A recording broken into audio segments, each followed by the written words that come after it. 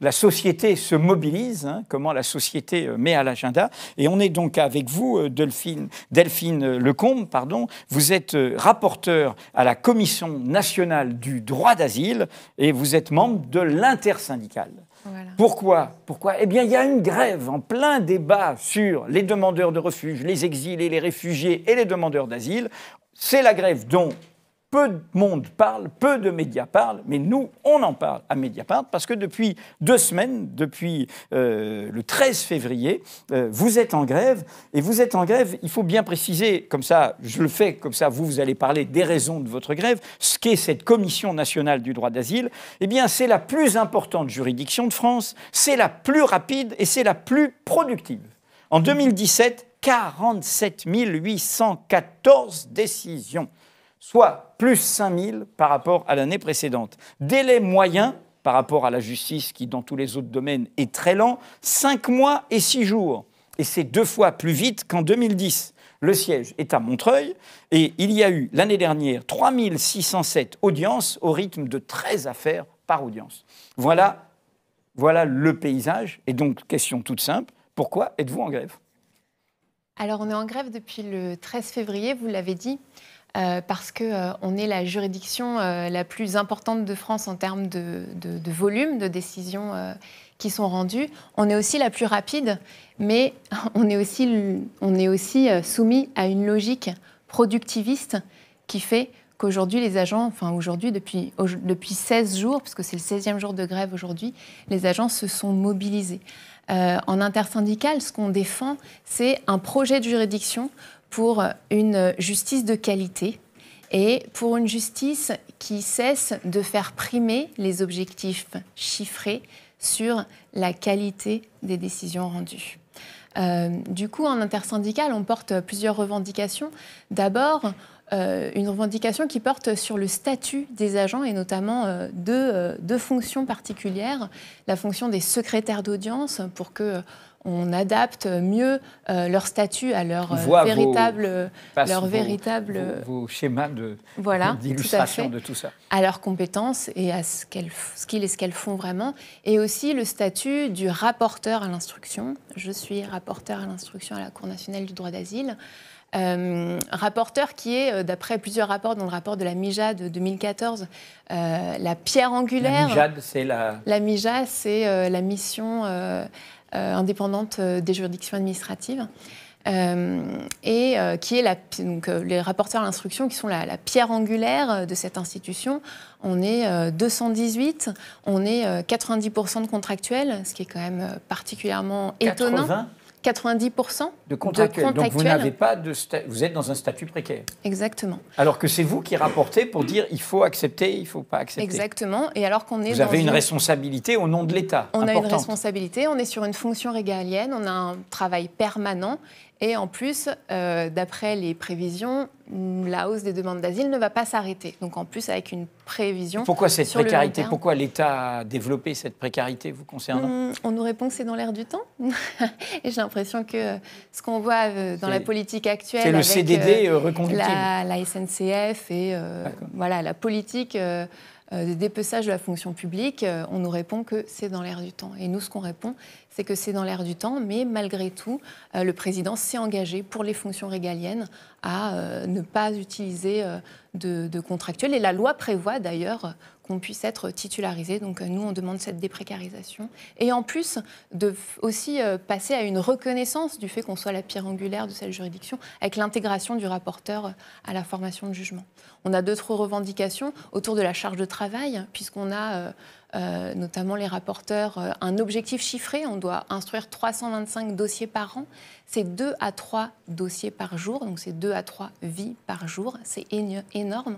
On va très vite sur les dossiers. Comment on instruit 3 vies par jour ?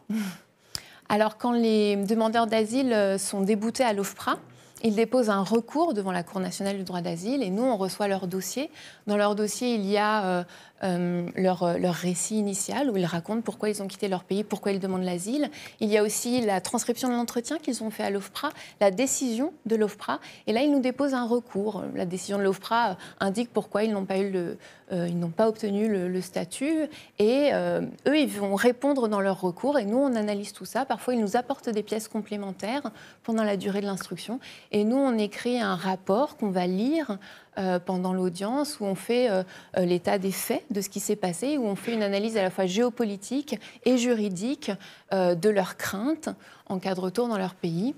On assiste à l'audience et puis après, on assiste au délibéré, mais on est taiseux, on ne décide pas, on n'a pas voix délibérative. Et ensuite, on rédige un projet de décision.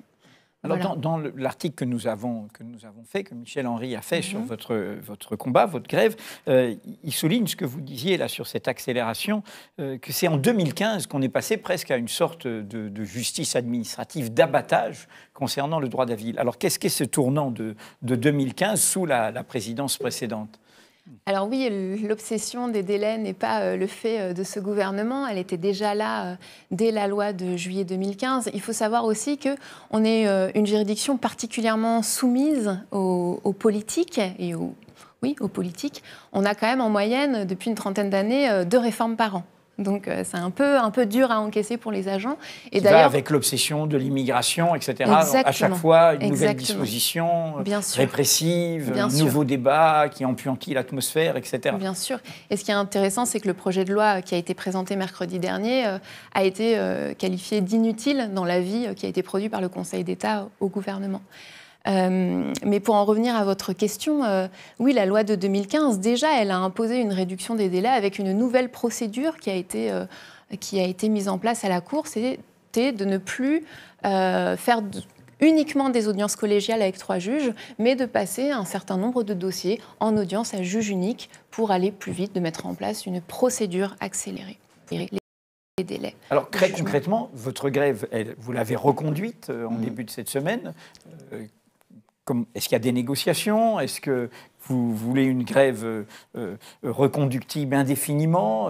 Qu'est-ce qui se passe pour les personnes concernées qui sont en attente? Elles sont dans ce vide, rejetées par l'OFPRA, elles attendent le recours. Alors oui, donc on est dans une grève depuis le 13 février. Il faut savoir que cette grève, on en a pas seulement la responsabilité, puisque notre direction a été avertie bien en amont. Depuis 1 an, on travaille avec la direction pour faire valoir nos revendications. Le Conseil d'État aussi, on est allé aussi frapper à la porte des ministères pour dire quel était, notre projet de juridiction. Donc cette grève, ça ne doit pas être une surprise pour personne. Et si on en arrive là, ce n'est pas de la responsabilité des agents. Je souligne, il y a l'UNSA, Force ouvrière et la CGT, dans votre intersyndicale. Tout à fait. Donc on a déposé un préavis de grève. On a commencé la grève le 13 février. D'abord, on n'a pas été reçu ni entendu. Notre direction a assez étonnamment fait comme si de rien n'était les 4 premiers jours. Quand on les croisait dans les couloirs, ils nous demandaient « mais demandez-nous un rendez-vous ». Ah bon, il n'y a aucune audience, aucune décision rendue. Bon, vous attendez, très bien. Étonnant. Puis après, on a entamé des négociations, et notamment avec le Conseil d'État, qui est notre autorité de tutelle. Et en fait, c'était des négociations de façade. Voilà. Donc pour l'instant, c'est... Pour l'instant, point mort. La grève est reconduite chaque soir. Elle a encore été reconduite ce soir pour demain. 16e jour de grève. Avec des votants, quel est le pourcentage de votants pour la grève dans vos assemblées ? Là, on est sur 60-70 votants par AG. Voilà, et la détermination est intacte. On sait que c'est un combat difficile face à un gouvernement qui fait de l'immigration et de la fermeté un combat. Et c'est incarné par le Premier ministre, et aussi face à un gouvernement qui est dans une politique de dépeçage de la fonction publique. Donc on sait que c'est un combat difficile, mais on est déterminé. Parce que c'est le paradoxe, c'est dépecer, y compris un secteur où ils disent il faut agir et nous allons prendre en compte l'asile. Dernière question, vous avez, en tant que syndicaliste, une position sur le projet de loi ? Oui, tout à fait. Et d'ailleurs, c'est dans notre préavis de grève aussi, puisque ce projet de loi qui met le focus sur les délais, c'est un projet de loi qui va nous accélérer encore notre cadence de travail et qui nous inquiète beaucoup, puisque ce projet de loi, il pour nous, c'est une atteinte au droit au recours des requérants. Ce projet de loi, il prévoit de réduire les délais de recours de 1 à 15 jours. Alors, il faut quand même souligner que dans la justice de droit commun, c'est 2 mois de recours. Donc là, tiens, c'est des étrangers, il n'y aurait plus que 15 jours pour déposer un recours. Le recours ne sera plus suspensif pour nombre de demandeurs d'asile qui viennent de pays dits d'origine sûre. Le projet de loi il prévoit aussi de développer encore les vidéo-audiences. C'est quand même particulièrement déshumanisant pour un public qui est vulnérable. Et puis nous, ça veut dire qu'ils ne sont pas dans la salle d'audience, ils seraient ailleurs en vidéo. Comme ici. Donc il serait comme si nous étions jugés, nous, ici, à distance. Voilà, sachant que les audiences, on nous raconte quand même des traumatismes, des tortures. Voilà. Ils seraient devant une caméra vide, suspendue. Voilà, et nous, ce qu'on pense, c'est qu'il faut créer les conditions du disciple et qu'une caméra ne permet pas ça. Et donc, voilà, nous, notre grande inquiétude, mais qu'on voit déjà dans notre travail au quotidien, c'est qu'on nous impose de juger vite, mais juger vite, c'est pas juger bien. Et nous, on a besoin de temps pour instruire les demandes, on a besoin de temps pour entendre les demandeurs d'asile. Merci Delphine Lecombe. Alors, je souligne sur tous ces débats qui nous occupent, depuis qu'il y a toutes les mobilisations des hospitaliers et des solidaires, plus des mobilisations donc syndicales sur ce terrain, sur la question des demandeurs de refuge, des demandeurs d'asile. Demain, le 1er mars et le 2 mars, à Grande-Synthe, ville symbole, avec son maire Damien Carême, il y a une convention nationale sur l'accueil et les migrations pendant 2 jours. Vous avez sur Mediapart, dans son club, ce manifeste et l'ensemble des liens pour suivre cet événement qui fait partie de tous ces états généraux qui mobilisent aussi bien les montagnards, les marins et bien d'autres sur cette question